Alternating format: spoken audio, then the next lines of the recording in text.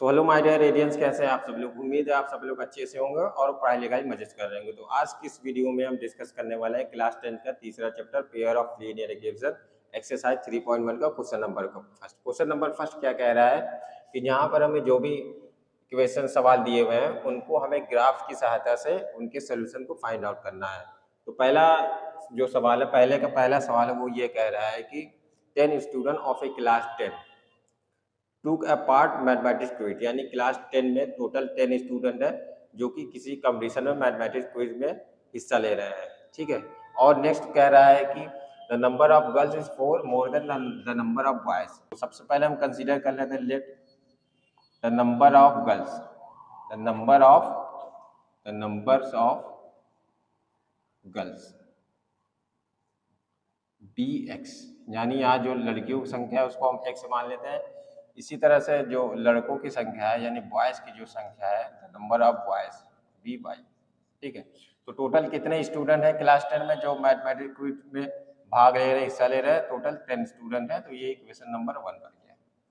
इसी तरह से कह रहा है कि the number of girls is 4 more than the number of boys, यानी जो लड़कियों की संख्या है वो यानी 4 टाइम्स ज्यादा, 4 टाइम्स ज्यादा है। तो यहाँ हम इसको ऐसे कर लेते हैं x is equal to y लिख लेते हैं। अब लड़कियों की जो संख्या है नंबर से वो 4 मोर है किसके मुकाबले में? लड़कों के मुकाबले में। तो यहाँ पर हम भी 4 मोर कर देते हैं, इसको 4 बढ़ा देते हैं। ये इक्वेशन नंबर 2। अब इन्हीं इक्वेशन 1 और 2 का हमें क्वाड्रेंट निकालना है, फिर इसको ग्राफ की सहायता से इसको हमें फाइंड आउट करना है। तो यहाँ पर अगर हम इस इक्वेशन का अगर हम क्वाड्रेंट निकालना चाहें तो इसको x लिख लेते हैं, इसको y लिख लेते हैं। ठीक है। अब यहाँ पर अगर हम x इज इक्वल टू, यहाँ पर हम y इज इक्वल टू 0 लिखते हैं, x इज इक्वल टू क्या हो जाएगा? 4 हो जाएगा। इसी तरह से अगर हम y इज इक्वल टू 3 यहाँ पर रखते हैं तो x इज इक्वल टू क्या हो जाएगा? 7 हो जाएगा आपका। ठीक है।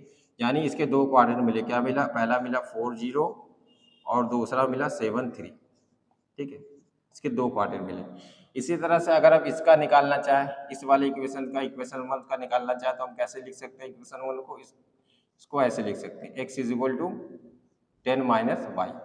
ठीक है। अब इसका भी हम क्वाड्रेंट फाइंड आउट कर लेते हैं, इसको x लिख लेते हैं, इसको y लिख लेते हैं।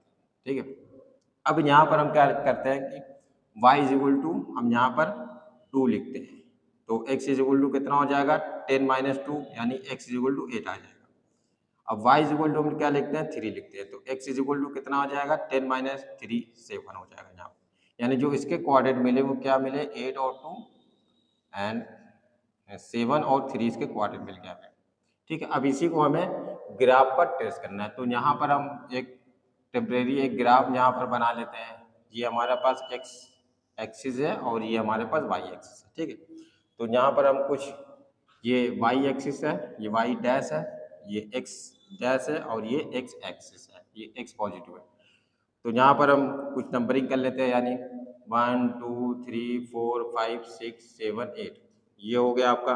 फिर यहाँ पर हम कर लेते हैं 1 2 3 4 5 6 7 8। ठीक है। तो पहले हमें इस वाला ये वाला क्वाड्रेंट दिखाना है हमें, 4 और 0। तो 4 0 कहाँ है आपका? यहाँ पर 1 2 3 4, ये आपका 4 0 है। ये आपका क्या है? 4 0 है। x एक्सिस पर 4 है और y एक्सिस पर 0 है। ठीक है। फिर हमें दिखाना है 7 और 3। 7 और 3 कहाँ होना चाहिए? x एक्सिस पर 7 जाएंगे, 1 2 3 4 5 6 7 आपका हो गया, और 3 जाएंगे y एक्सिस पर 3 स्टेप। तो कहाँ था? 1 2 3 4 5 6 7 और हो जाएगा 1 2 3 यहाँ पर आएगा ये आपका। तो ये आपका हो जाएगा 7 और 3। अगर इसको हम मिलाएं, मान लीजिए इसको हम यहाँ पर मिला लेते हैं, कुछ इस टाइप से होगा। ठीक है। ये हो जाएगा आपका। ठीक है। ये कौन सा इक्वेशन है? ये आपका जो इक्वेशन है वो आपका इक्वेशन है x इज इक्वल टू, ये है आपका x minus y is equal to 4 equation से, ये आपका है। ठीक है। इसी तरह से आप हमें इसको दिखाना है, इस वाले इक्वेशंस को दिखाना है, x plus y is equal to 10 को दिखाना है। तो इसको हम कैसे दिखाएंगे? पहले हमें दिखाना होगा 8 और 2। 8 2 कहाँ पर है आपका? यहाँ पर x एक्सिस पर 8 स्टेप जाना है हमें, 1 2 3 4 5 6 7 8, और 2 कहाँ है आपका? 1 2, यहाँ y एक्सिस पर 2 स्टेप जाना है, ये आपका 2 हो जाएगा, ये आपका हो जाएगा 8 एंड 2। और आपका ये हो जाएगा 7 3 तो यहाँ है ही, ठीक है। तो इसको हम कुछ इस टाइप से दिखाते हैं, इसको हम ऐसे ट्रेस कर देते हैं, हमने इसको कुछ इस प्रकार से ट्रेस कर दिया, ठीक है। तो हम यहाँ पर देखते हैं कि जो दो लाइन है वो किस क्वाड्रेंट पर इंटरसेक्ट करते हैं, वो इंटरसेक्ट कर रहे हैं 7 3 पर, 7 3 पर इंटरसेक्ट कर रहे हैं, यानी ये आपका क्या हो जाएगा, यही आपका सोल्यूशन हो जाएगा। यानी जो लड़कियों की संख्या है वो कितना है, 7 है, और जो लड़कों की संख्या है वो 3, इसको हमने जो y माना है वो कितना है, 3 है, ठीक है। तो यहाँ देखने से हमें पता चल रहा है कि जो लड़कियों की संख्या है, जो लड़कियों का नंबर है वो लड़कों, और ये जो इक्वेशन है वो कौन सा इक्वेशन है, ये है आपका x plus y is equal to 10, ये आपका इक्वेशन है। तो इसको आपने, तो इसी तरह से क्वेश्चन नंबर 2 भी है। क्वेश्चन नंबर 2 क्या कह रहा है, क्वेश्चन नंबर 2 कह रहा है कि 5 पेंसिल्स का जो रेट है, 5 पेंसिल्स का जो रेट है और 7 पेन का जो रेट है वो कितना है, टोटल कितना है, 50 रुपये है, ठीक है। इसी तरह से 7 पेंसिल्स का जो रेट है, पेंसिल्स और 5 पेन का जो रेट है वो कितना है, वो आपका 46 रुपीज़ है, ठीक है। तो अब हमें यहाँ पर क्या फाइंड आउट करना है, ग्राफ की सहायता से हमें एक पेंसिल का दाम और एक पेन का दाम हमें यहाँ पर फाइंड आउट करना है, यानी cost of 1 pencil and cost of 1 pen का हमें यहाँ फाइंड आउट करना है। तो यहाँ पर हम सबसे पहले कंसीडर कर लेते हैं let the number, the cost of, cost हमें फाइंड करना है, the cost of 1 pencil, 1 pencil, 1 pencils, 1 pencils का जो रेट है वो क्या हो जाएगा, उसको हम x मान लेते हैं। Similarly the cost of 1 pen, 1 pen का जो कॉस्ट है उसको क्या मान लेते हैं, हम y मान लेते हैं, ठीक है। यहाँ पर तो यहाँ दिया है कि 5 पेंसिल्स का रेट और प्लस 7 पेन का जो रेट है वो कितना है, 50 रुपीज़ है, इक्वेशन नंबर 1। इसी तरह से इक्वेशन नंबर 2 क्या कह रहा है, 7 पेंसिल्स यानी 7x और 5 पेन का जो वैल्यू है यानी 5y, ये कितना है आपका 46 रुपीज़, ठीक है। तो इसी इक्वेशन को हमें सॉल्व करना है। तो यहाँ पर हम लिख सकते हैं कि 5x is equal to 50 minus 7y, इसको लिख सकते हैं। तो x इज इक्वल टू लिख सकते हैं 50 minus 7y is equal to 5, ठीक है। इक्वेशन ए इसको मान लेते हैं। अब इक्वेशन ए की सहायता से हमें इसके क्वाड्रेट को फाइंड आउट करना है। तो यहाँ पर हम क्वाड्रेट निकाल लेते हैं, ये x हो गया आपका, ये y हो गया, ठीक है। अब यहाँ पर मान लीजिए हम x y is equal to 0 अगर रखते हैं, y इज इक्वल टू 0 रखते हैं तो ये आपका 0 हो जाएगा, ठीक है। यानी ये आपका हो जाएगा 50 माइनस 0 बाई 5, तो यानी 50 बाई ये आपका हो जाएगा 5, ये आ जाएगा आपका 10 हो जाएगा, यानी x इज इक्वल टू कितना आएगा, 10 आएगा। इसी तरह से अगर y इज इक्वल टू हम रख देते हैं 5 रख देते हैं, ठीक है। तो 7 5 35 हो जाएगा, यानी आपका हो जाएगा 50 माइनस 35 डिवाइड बाई 5, ये आपका हो जाएगा 15 बाई 5, यानी 5 3 15, ठीक है। यानी अगर हम y की जगह पर अगर 5 रखते हैं तो x इज इक्वल टू क्या हमें मिलेगा, 3 मिलेगा, ठीक है। यानी इसके जो क्वाड्रेट हो गए वो 10 0 हो गया और 3 5 हो गया। बस दो ही क्वाड्रेट से हम यहाँ पर काम चला लेते हैं, ठीक है।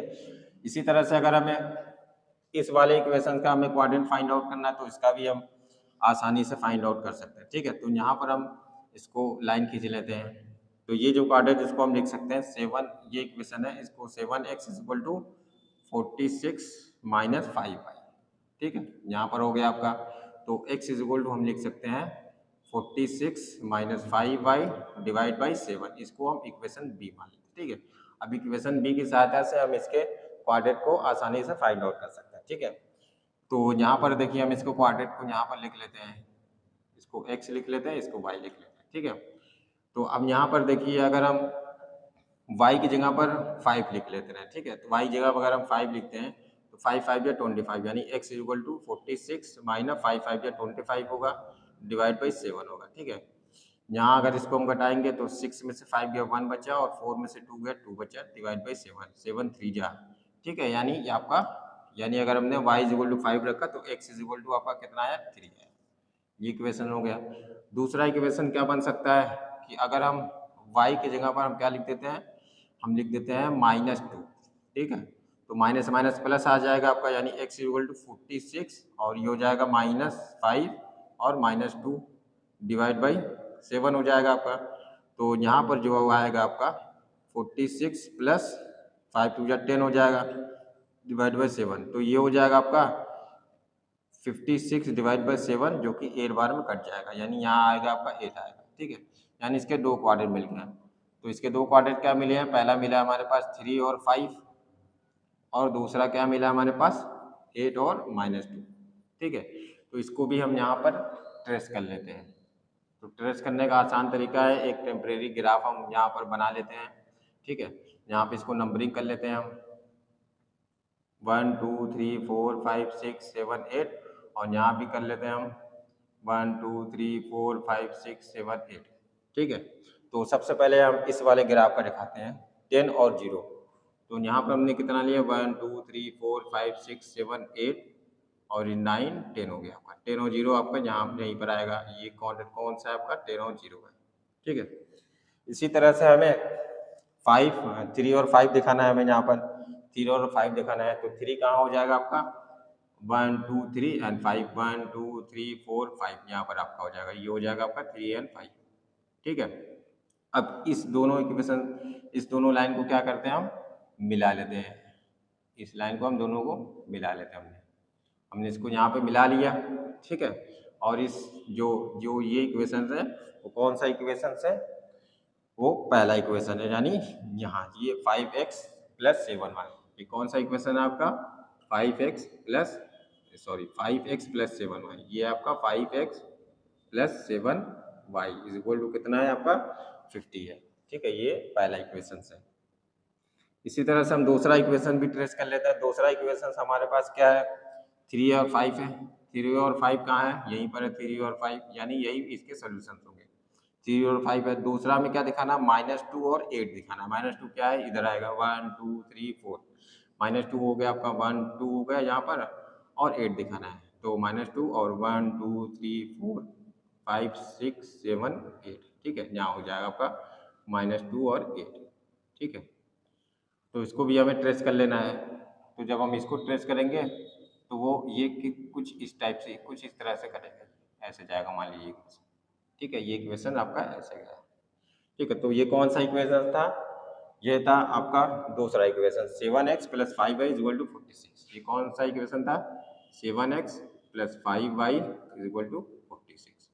ठीक है, तो ये दोनों कहाँ पर इंटरसेक्ट कर रहे हैं, ये 3 और 5 पर इंटरसेक्ट करें। तो यहाँ पर जो रेट हो जाएगा, जो एक पेंसिल का जो रेट है वो 3 रुपीज़ है और जो एक पेन का जो रेट है वो यहाँ पर दिया है 5 रुपीज़। ठीक है,